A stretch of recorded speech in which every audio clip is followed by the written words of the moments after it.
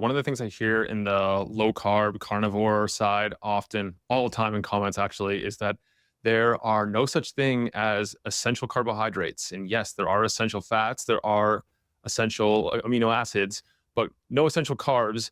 Can you explain why looking at it through that lens is inadequate and how the body has to compensate and throw other systems out of balance if you just completely cut out and neglect what you call it, one guild from the diet completely?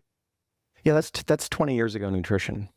I mean, I sat through a seminar in 2006 with Udo of Udo's Oil, who gave that argument, and he was carbs are not essential. He was given that whole thing, and a real nice guy, really knowledgeable guy.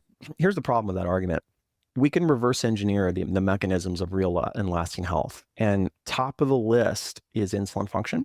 Insulin must operate efficiently. And when you break that down and you reverse engineer, well, what do you need to get that? You have to stimulate all the hormones involved. It's not just insulin. It's adiponectin, it's glucagon, it's GLP, GIP, adiponectin. So there's a family, but then it's also the microbiome. It's not just those hormones. So optimal insulin function rests on an optimized microbiome. And along with that is the gut immune axis. The gut immune axis is also essential for real and lasting health. So if what you're after is not a fad, is not some short-term improvement, but something true and real, then you have to take the long-term into account. And now, if we reverse engineer how are we going to get there, two things show up. You have to have Bifidobacteria in the picture. Must have. It's a must-have mechanism because Bifidobacteria sort of acts as the central gatekeeper in the gut immune axis. You have to have that. How do you get it? Carbs. The way to get it, like it's provable. Long-term carnivore diets will suppress Bifidobacteria.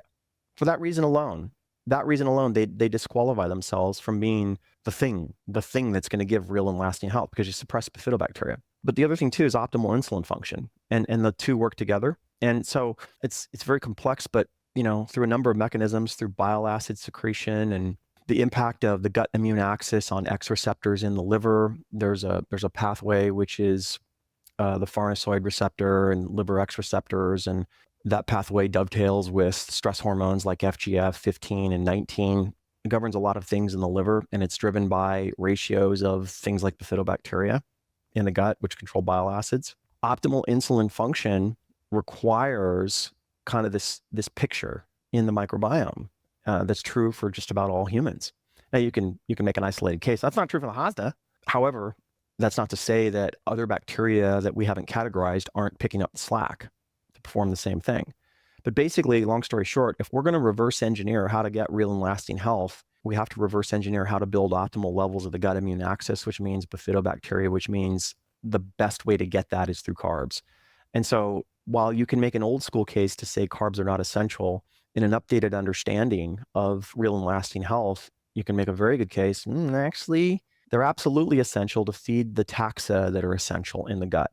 You can't feed them otherwise. Not only that, optimal insulin function requires carbs. What you see over and over and over is people who eliminate carbs from the diet. Eventually what happens is they get an improvement short term, but long term, they get insulin resistant and their fasting insulin goes high.